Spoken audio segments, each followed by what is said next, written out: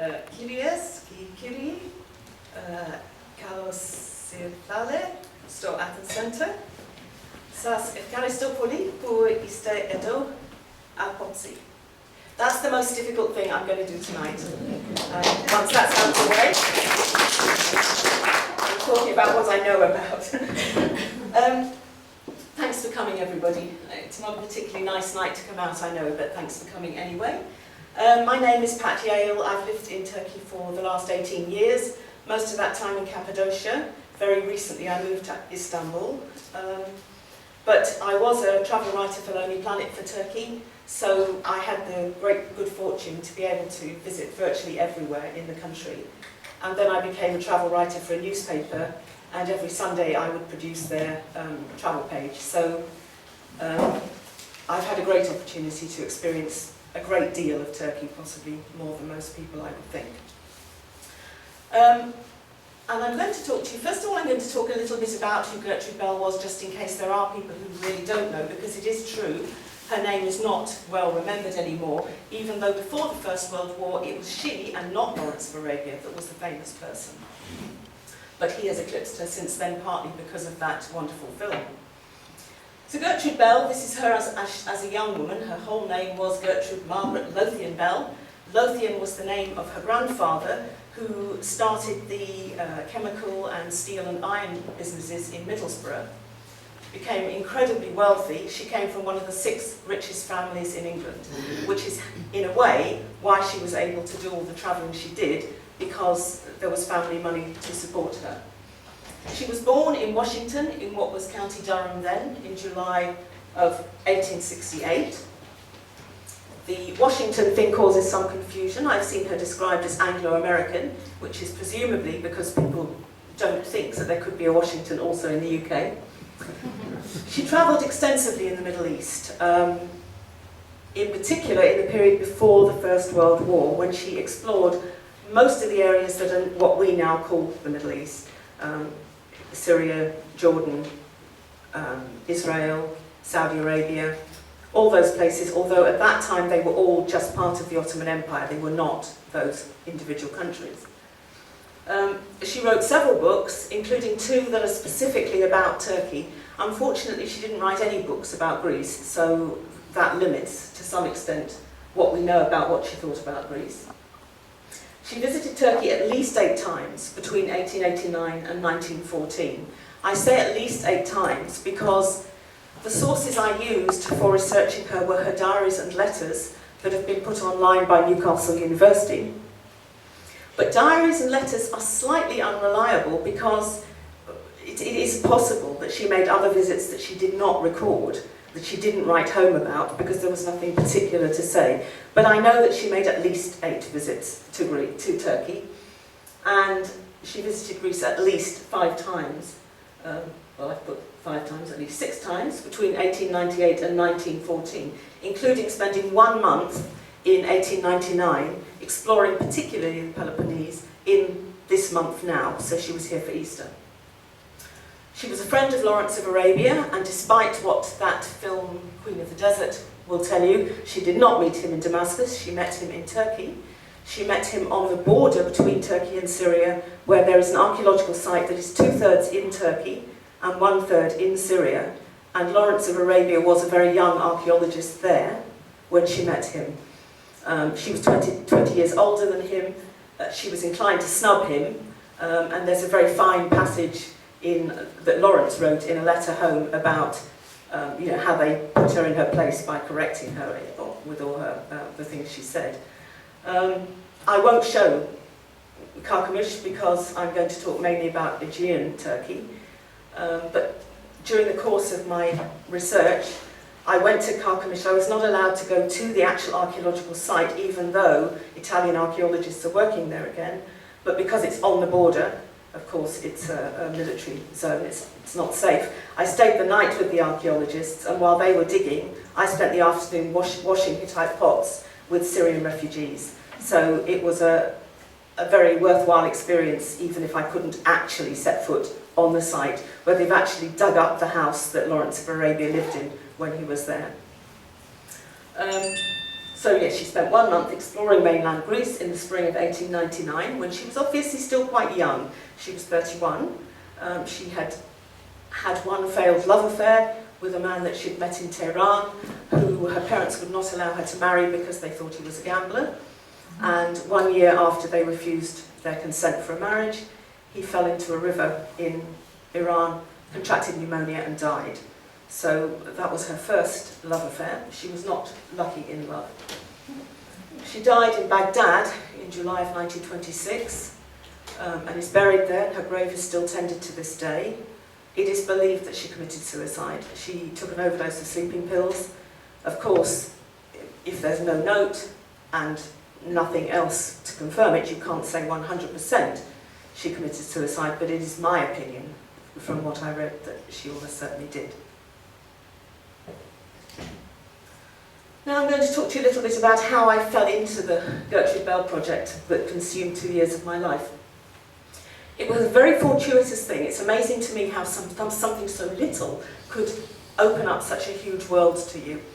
It was a very strange day. It was March of 2014, I think.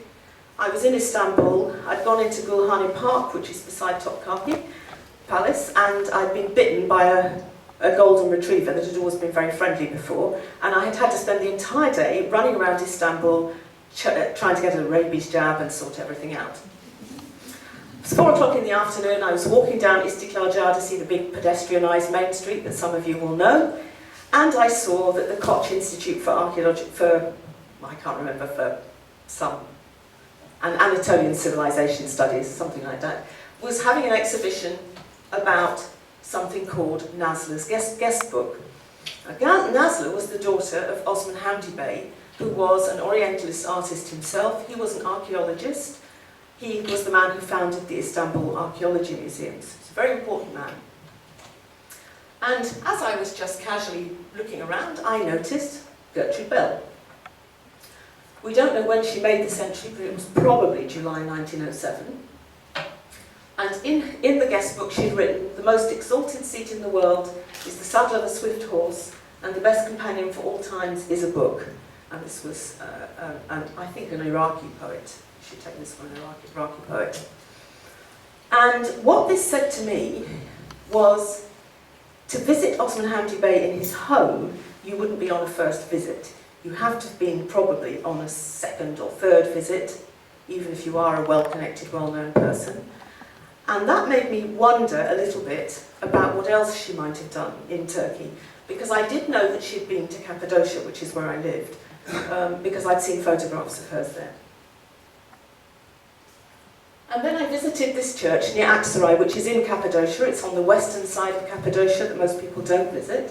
And this is the Camlı Kilise. It's a Byzantine church. When Gertrude visited, it still had its dome intact, but it fell down in 1954. And when I looked at this church and I read what she'd written, she said that she only had 3 hours to look at this church and make a plan of it and write notes. And I had perhaps 3/4 of an hour with a young taxi driver who was bored stiff. It made me think, nobody comes to this church now. I've never seen anybody at this church.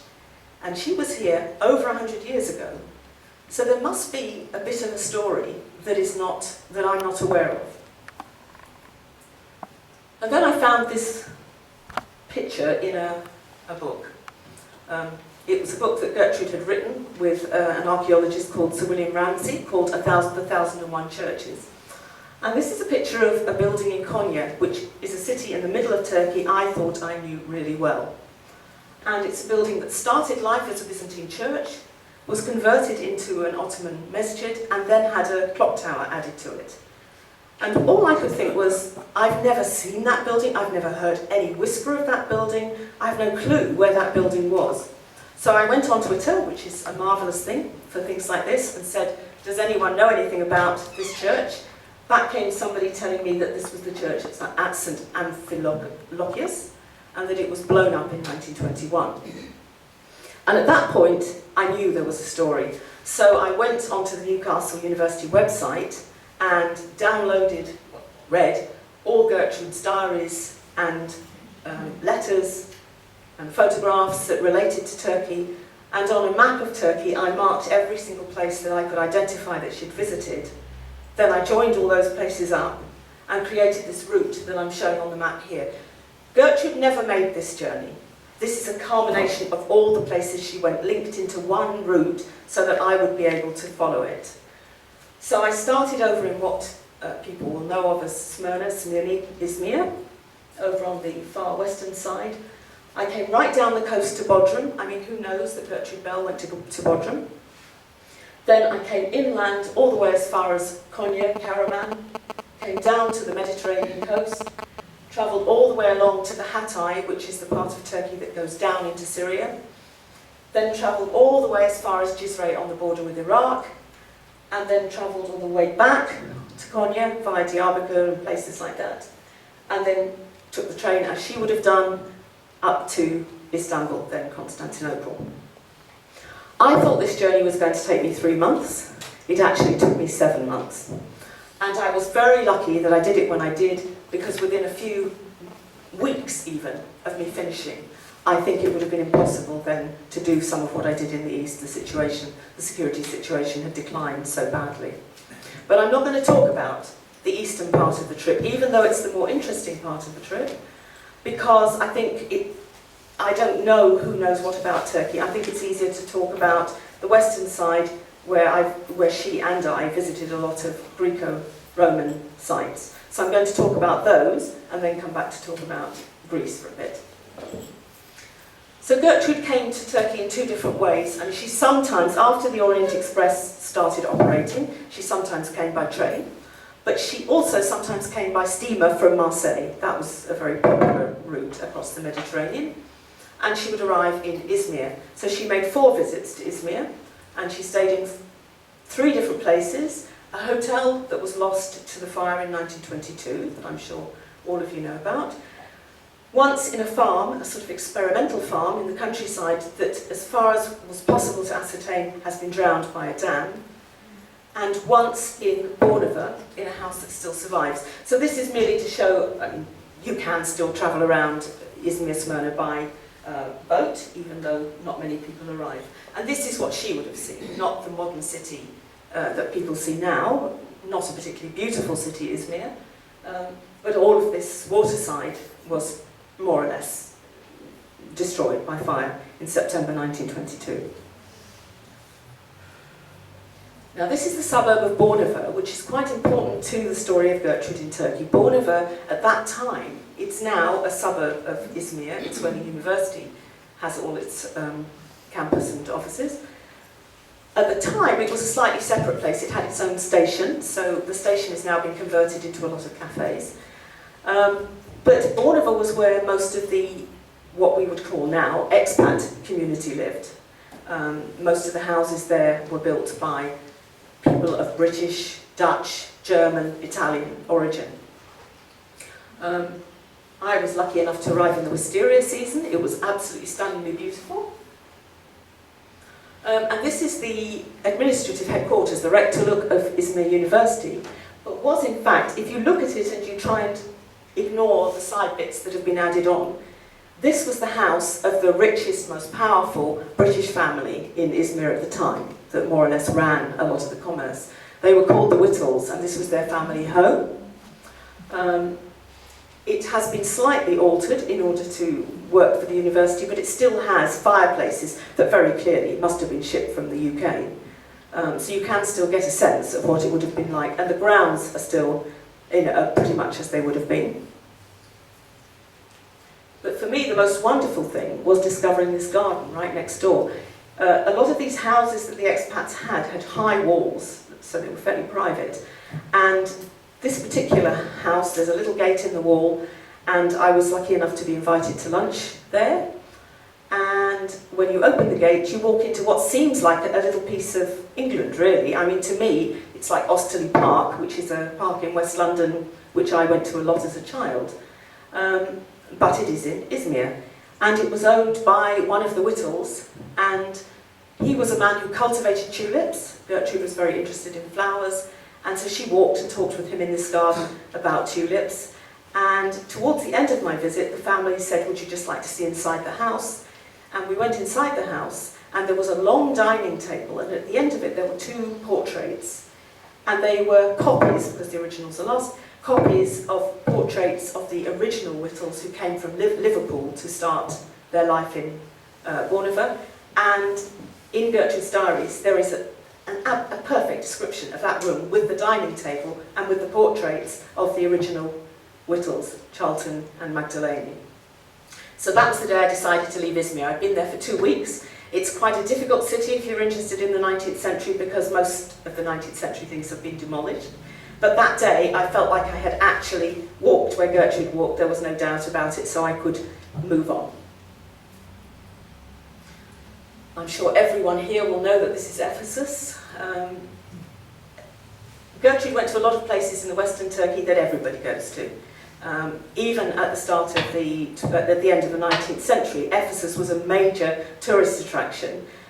And what I learned from this trip that I didn't know before I started was that where people went was to some extent dictated by the railways, because there were very few decent roads in Turkey at that time, but the railway network was expanding, particularly out of Izmir, because that was a big port city. So railways were being laid to get goods from the inland places to the port for export. So it was easy to get to Ephesus by train, and so it was a popular tourist attraction. I arrived there on a very unfortunate day. I arrived on April the 24th. It was both Easter and also a Turkish public holiday, children's holiday. I'm not good with crowds. I suffer a lot if there's a lot of people in a tourist attraction. And I thought very hard, and I thought, I know Ephesus really very well. I'm going to absolutely hate it today, because it will be crawling with people. So what I thought I would do, instead of going into the main site, I would walk along the walls, because Gertrude had ridden along the walls. What I hadn't really taken into account was that there wasn't a proper path along the walls. So I started out, everything was wonderful, and I'm going along brilliantly, and I come to this fantastic view that you might as well be in a hot air balloon. It's such a fantastic view.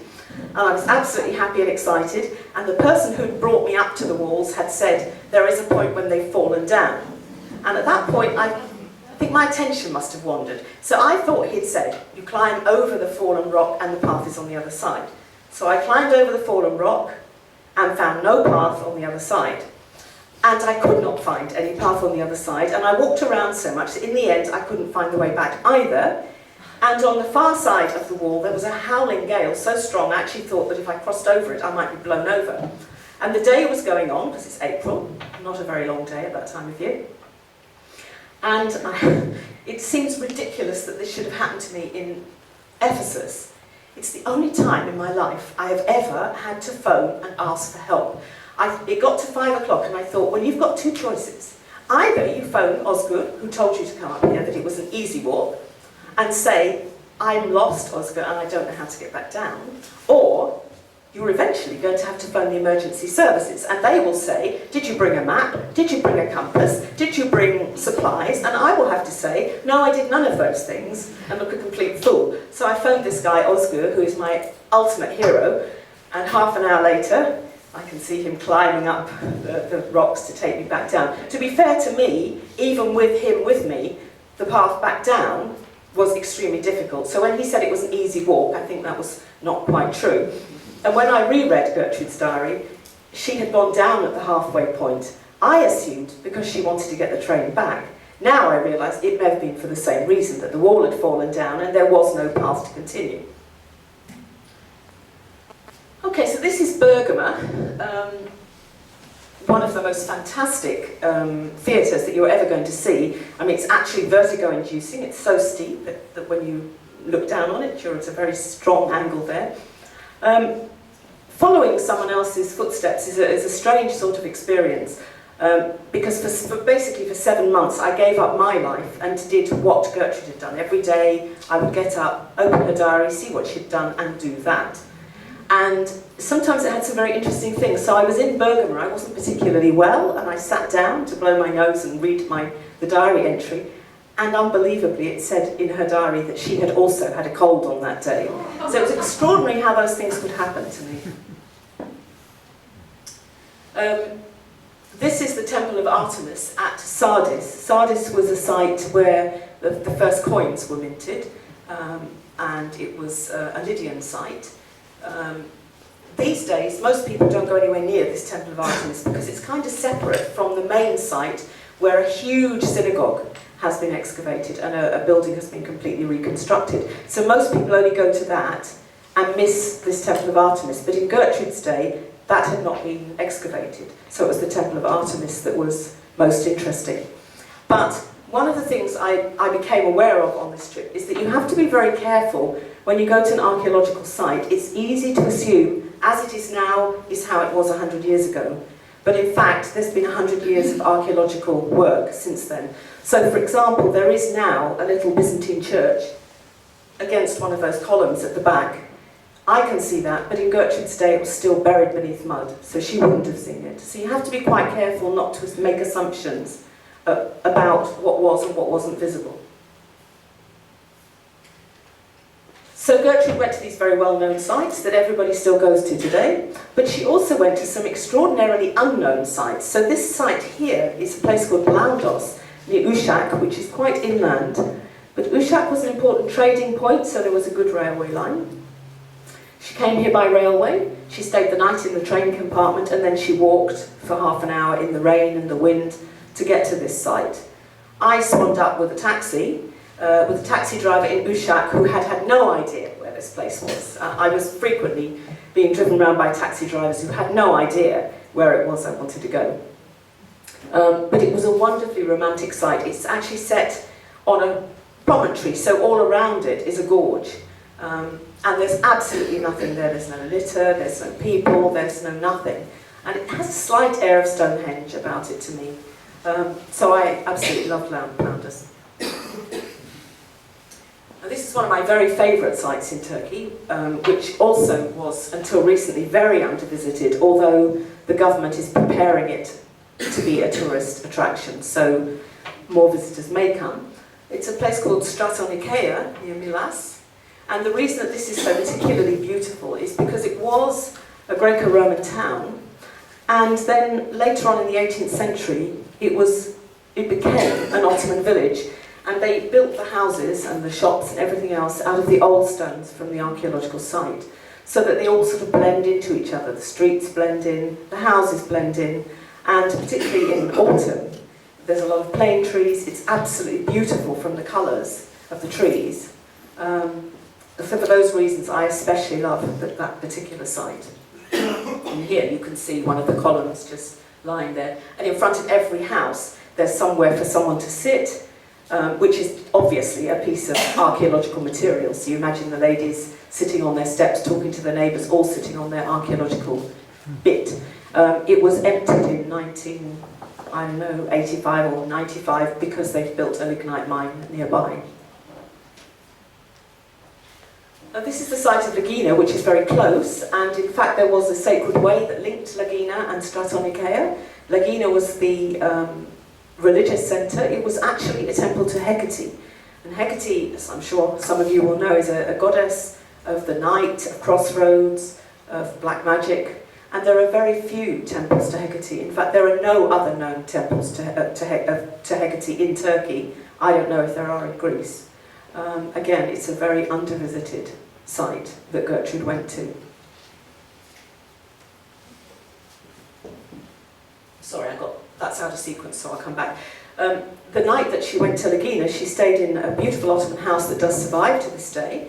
And in the middle of the night, she was woken up by her manservant asking if he could come and get the gun, which presumably he had either stored in the room with her or he'd given her to protect herself, because their host had gone out hunting bandits and had come back with various bandits who would now have to be kept in the house because there was nowhere else to put them.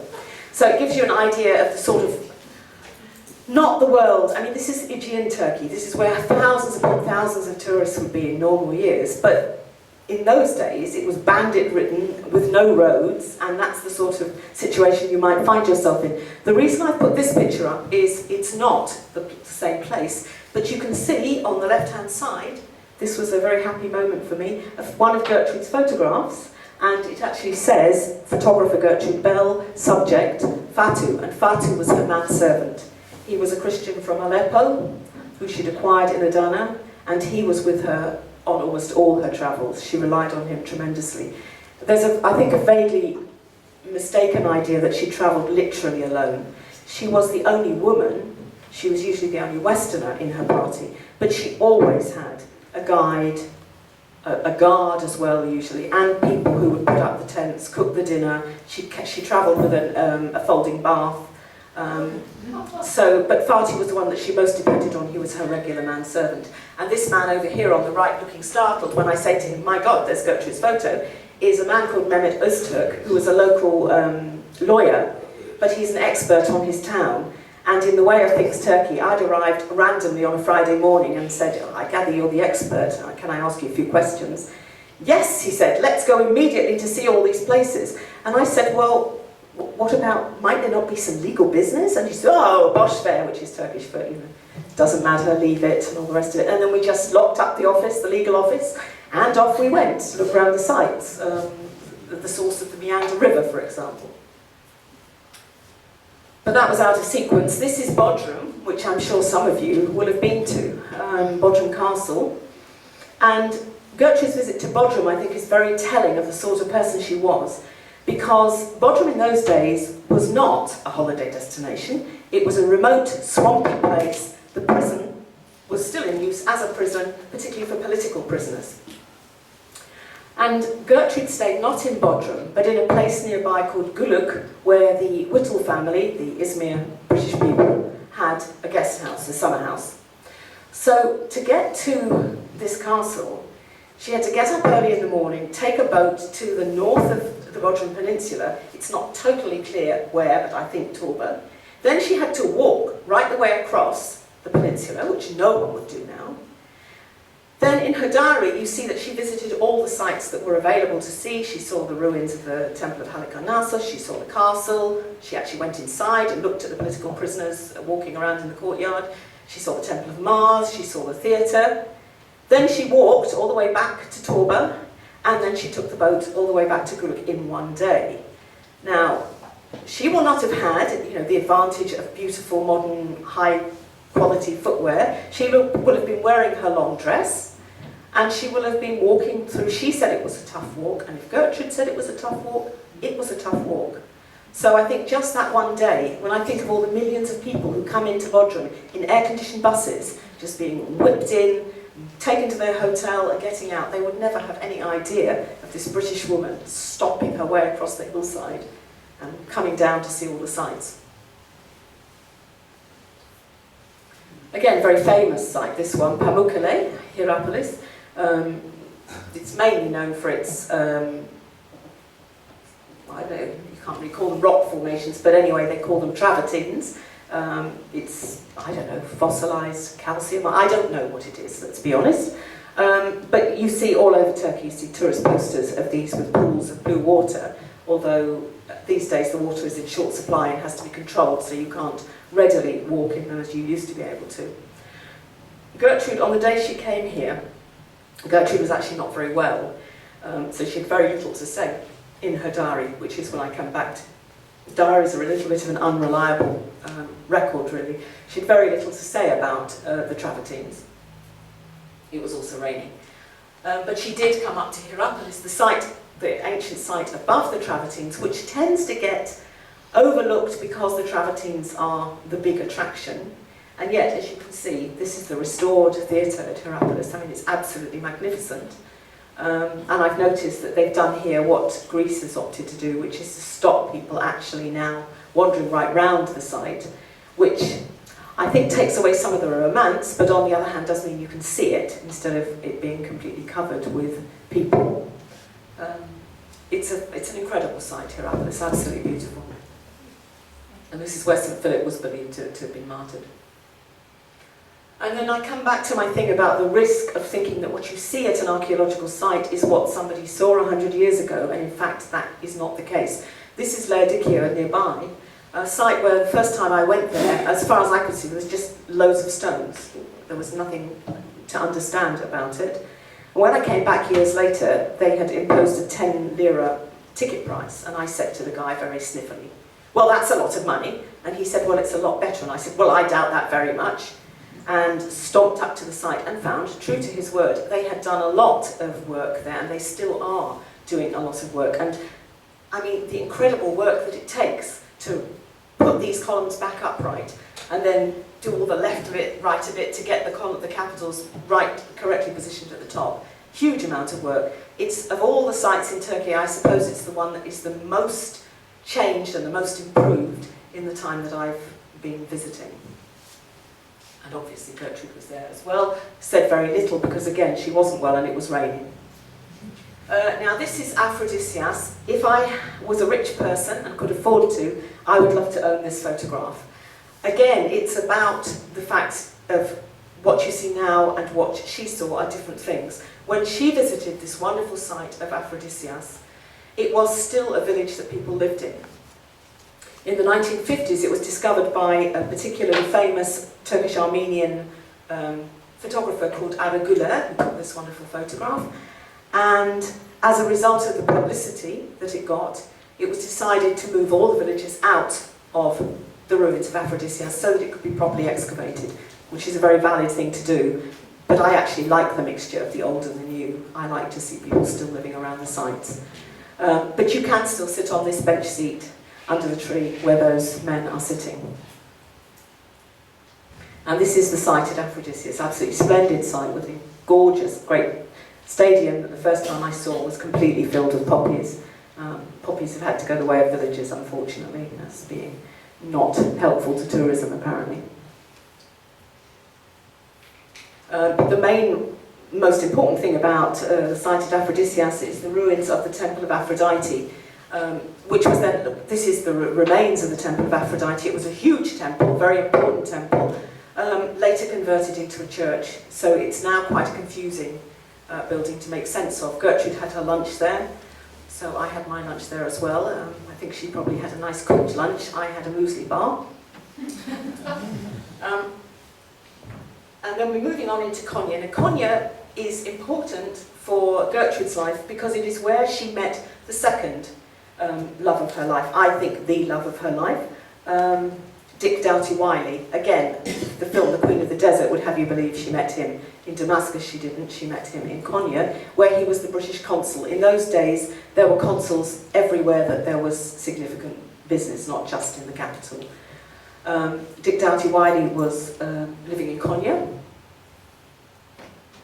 Gertrude had come there to see the shrine of the Mevlana, which is this here.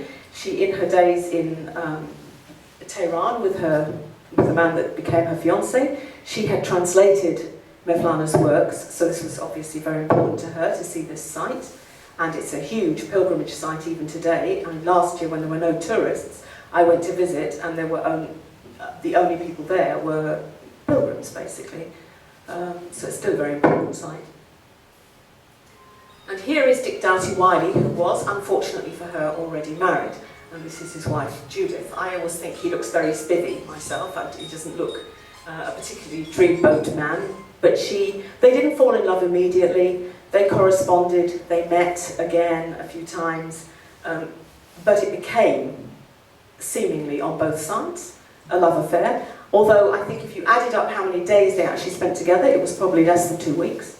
It was mostly a love affair by correspondence. I personally, because I'm a cynic, have doubts as to whether he would ever truly have left his wife.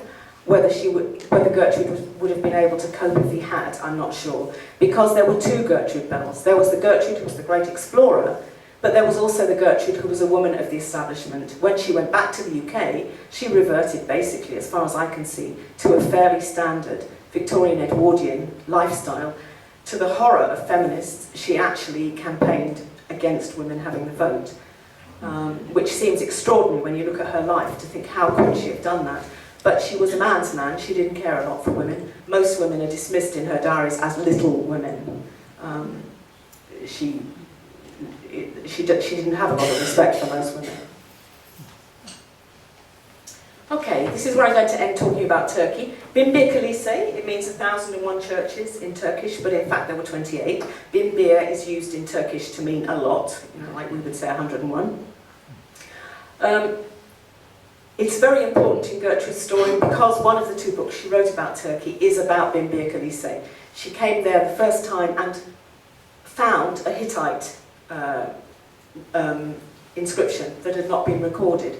She showed it to a British archaeologist. He was very keen to go back and excavate there, and Gertrude's family could provide the money.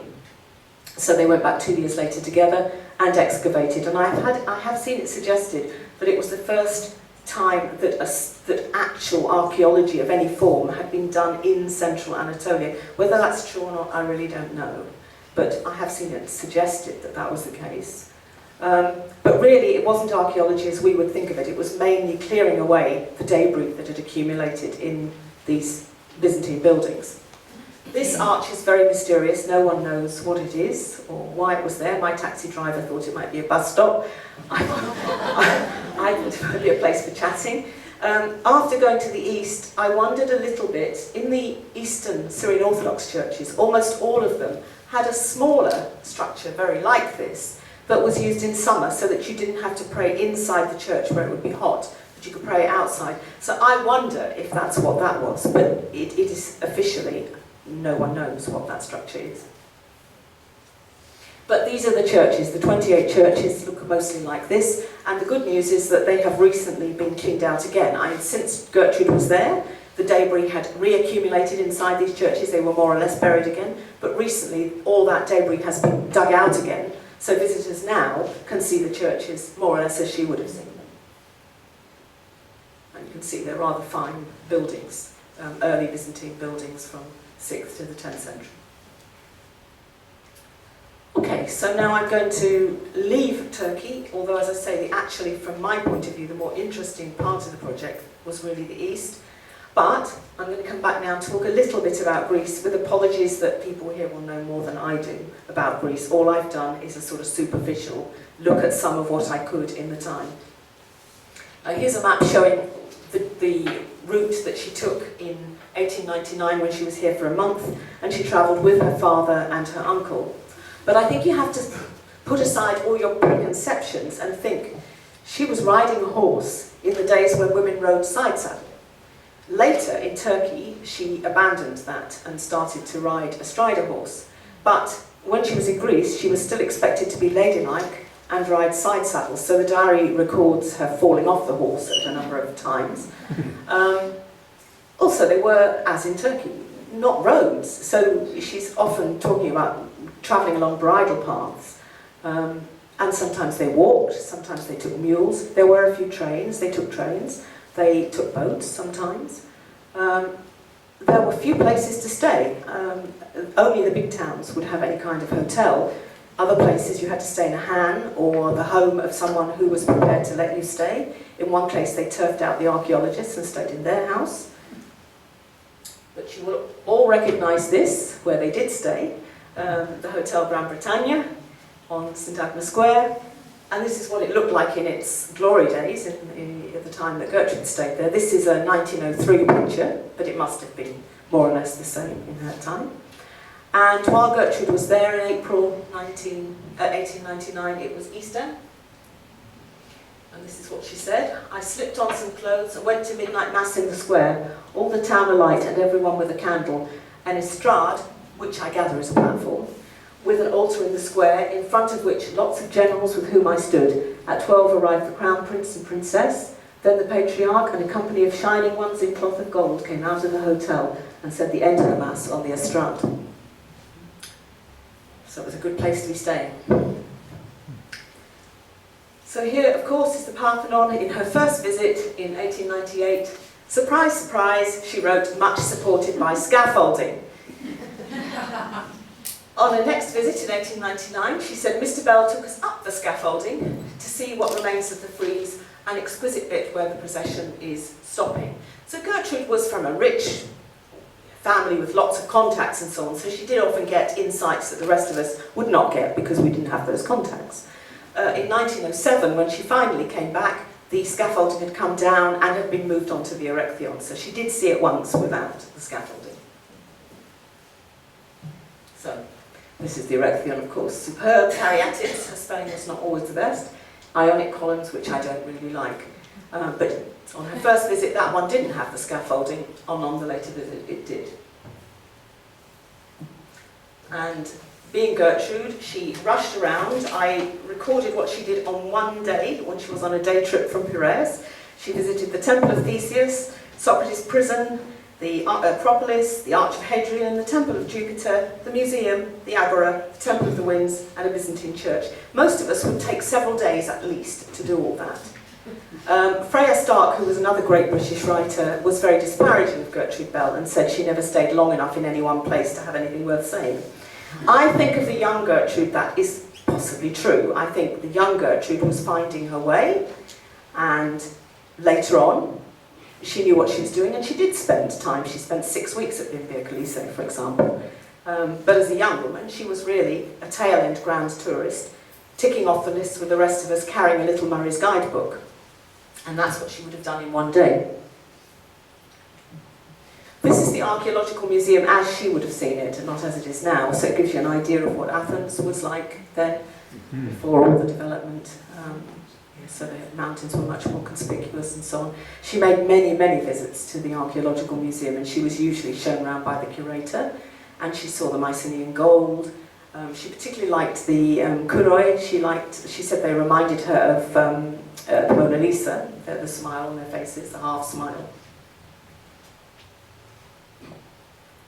And then she went to the Kerameikos on one of her trips. We felt we might have been Pausanias, the great historian, walking through Athens. Of course, she would have seen the original stelae in place, whereas we now see copies because they've been moved into the museum for safety. She saw the Tower of the Winds, but she doesn't seem to have anything to say about that, which rather surprised me, because I think that's a wonderful building. And then she came out to Cape Sulian. We lunched under white columns, looking over a sea full of misty purple islands. It was a day when she had thought they were going to start their exploration of the Peloponnese, but the translator had other ideas, and so they had an afternoon free. So they took a train and a car, I think, part of the way. Anyway, went to Cape Sulian.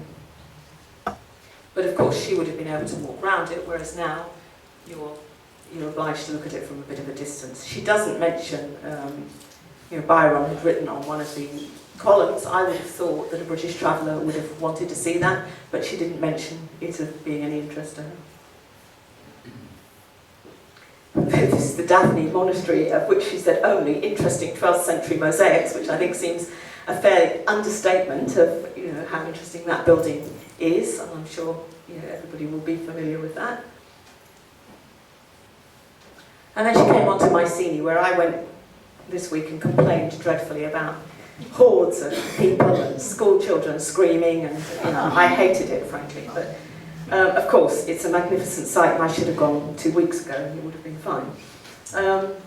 She was very taken with it. Of course, she would have had it to herself, and they walked around and identified the palace, looked at some of the tombs which were already visible. She'd seen the gold in the museum. And of course she mentioned the Lion Gate. We came upon the Lion Gate with the sun on it, and the great lions pouring up in a magnificent attitude, all the muscles of the flanks marked. On the whole, because she's writing in a diary, there's usually not much development, because when you're writing a diary, today it's different. People write their diaries for public consumption, I think. But in the past, I think diaries were really like aid memoirs to yourself, so you didn't need to put a lot of detail because you could remember it. But just occasionally she does branch out and write something fairly vivid about things. And then she went, as many people have done, by visiting Mycenae, to Nafplio, with Venetian forts covering the hills, blue sea, poplars and cypresses, much as it is today. The interesting thing is that she did not climb up. Gertrude was a mountaineer, so she only had to see a hill and she was climbing it, but she did not climb up to the very high Venetian fort. She only went to the one that was at ground level. But at that point, the little castle that is floating in the sea was still a prison. It's where the executioner lived. So she saw the prisoners in the Venetian fort on the mainland, looking out of their windows towards the island with the executioner, and they were lowering baskets to have food and things put into it. Not like it is today. This man, William Dorpfeld, she bumped into him continually on her trip, and I think being quite susceptible to men. She said he was a most agreeable person, extremely good looking. She was 31 then, I think he was 45. He crops up all the way around the Peloponnese when she's exploring it. And she, at one point, she said that he talked for 8 hours about some site, which seemed rather like Castro or something like that. Some things never change, like the scaffolding never changes. This is Epidaurus. We lunched in the great theatre of Epidaurus. Papa stood on the stage and made a mock political speech to me in the highest seats, almost without raising his voice. And of course, as we know, if you go and visit it now, you have everybody standing there yelling and shouting to test the acoustics. So Gertrude did that along with everybody else. And this is the part of the Selective Complex there that's been reconstructed. So obviously she didn't see it like this, she just saw fallen stones, and she called it the Lords of Ancient Greece. She wrote quite a lot about that in her diary, so I think she was pretty impressed by that. I put this in because Gertrude was a great flower person, and one of the difficulties I had with my trip was that I don't know much about flowers. I can't identify anything. But when I went to see one of the originals of her diaries in Newcastle University, you see the flowers pressed between the pages, where if she didn't know what it was, she pressed it to identify it later. And of course, she was travelling in April, so I've seen these incredible displays of flowers, and she would have seen the same thing. This is Delphi, obviously, and again, we have to bear in mind that the little temple on the left-hand side was not reconstructed at the time she was there. She was very taken with Delphi, where she bumped into Wilhelm Dorpfeld there. The moon was rising full behind a shoulder of the hill, she wrote. There was nowhere to stay, so the archaeologists had to make way and go and sleep somewhere else so she could have their room. And of Delphi itself, where now, of course, it's almost entirely hotels and restaurants, she wrote, "The village itself is tiny, but our house most clean and comfortable. Like all Greek villages, however small, it contains plenty of koirion and kaphanon. I can't think why they can want to have their hair done so much. It leaves no trace on their appearance." It wasn't always the politest of people. So this is the nearby site that is a base of a ski resort, Arachova. And she says here, I walked 2.5 hours to Arachova, even though it was raining. But the snow was on the mountain, the same when she was there. But again, the way you look at things has to be adjusted, because the most striking monument in Arachova is this tower here. And it's easy to run away with. And when we look at it, we see a venerable old building, 100 and something years old. When I asked in the museum, it was built the year before Gertrude visited it. So when she saw it, she would have been perceiving a brand new building, and probably viewed it in the way that we view brand new buildings. Oh yeah, it's not very nice, it's spoilt with you, blah, blah, blah. So, different perception. She certainly doesn't mention it anyway. I think Mistras was particularly important because in the 1890s, Gertrude did not really know what she was going to do with her life. She made several world cruises. She did a lot of mountaineering, but she didn't seem to have any very clear purpose in her life. But I think what she saw in Greece, it's my feeling, that what she saw in Greece laid the foundation for what she would want to do in Turkey when she started excavating the Byzantine churches. So Mistras is a particularly important Byzantine site. And I'm sure that when she saw that, it must have been laying the seeds for what came later and her interest in Byzantium. And she wrote, the shrill cry of downy owls, the rattle of frogs, and a shepherd's pipe far away, heavenly, orange trees and snow. And I was lucky there. I didn't have to share that with lots of school parties and so on, so I had a view very much like that it was an exquisite, heavenly place. She doesn't say a lot in detail about the frescoes, which rather surprises me. She described Mistras as a kind of sleeping beauty place, only all in ruins and no way of bringing it to life again. But in reality, the Byzantine churches she particularly focused on and wrote about were not fresco churches. I think that they were not the glamorous churches. They were quite basic churches, often in remote villages, a fairly simple architecture. So it wasn't really the Byzantine art that won her over, I don't think. And this is Mistras. She wrote of the scarlet anemones. there, which were beautiful when I went. Now, if you could think right back to the beginning again and what inspired me to do this trip, this was the Gianna Calise that I went to see, and she had said that she only had 3 hours to look at it, and I thought, well, you know, I've got 3/4 an hour if I'm lucky. What you can't see in that photograph is this, the mountain opposite it, Mount Hassan. Now, Gertrude was a mountaineer, a serious mountaineer. There is a mountain in the Swiss Alps named after her to this day. She climbed this mountain. She climbed 2 mountains in Turkey. She climbed Mount Judi in the east, where the Kurds believed Noah's Ark came to rest. I knew for security reasons I would never be allowed to do that. But I knew that she had climbed Mount Hassan, and therefore I would have to attempt to climb Mount Hassan. And it is, as you can see, 3,268 metres, so it is a proper mountain. And as you can see on the top, it is snow-covered for much of the year. So the problem was to find a time that it was possible for me to be there, to climb this mountain, when it wouldn't be too hot, when it wouldn't have too much snow. And this hung over the whole trip. The whole 7 months that I was travelling, always in the back of my mind, was that eventually I would have to try to climb this mountain. And anyone who can see me knows I am not a mountaineering type. I do not have the physique of a mountaineer. I am not a very fit person, you know. So this was always hanging over me. And then finally, last October,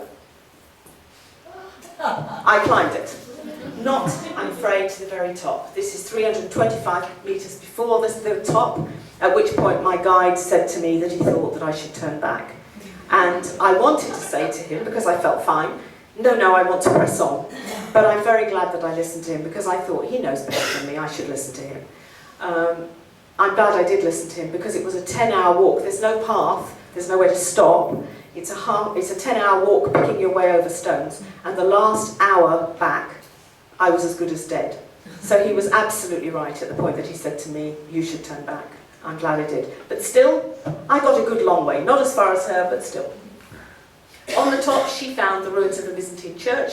I believe that on the top there, although I didn't get there, so I don't know, there is now a large advertising cow for milker. Which tells you everything about it.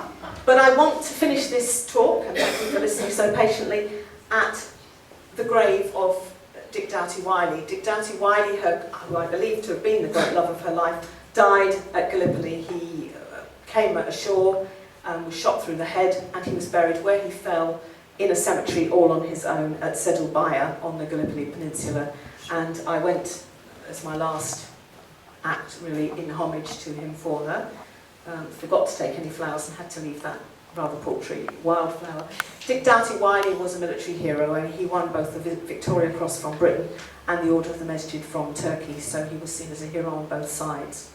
I feel that, and of course you can only go on what you think, I feel that had the war not come along, Gertrude would almost certainly have returned to Turkey and Greece.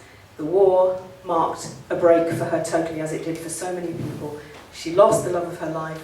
She also embarked on a different life altogether. She became a spy for the British, a spy in the sense that she had information that they needed and not many people did. And then after the war, she worked to create the boundaries of the Syria and Iraq that have now effectively collapsed. And then she helped to train King Faisal to be the first king of Iraq. So it seems to me that her life naturally falls into 2 parts. And the biographers have concentrated quite rightly on the historically important part after the war. I have not gone anywhere near any of that.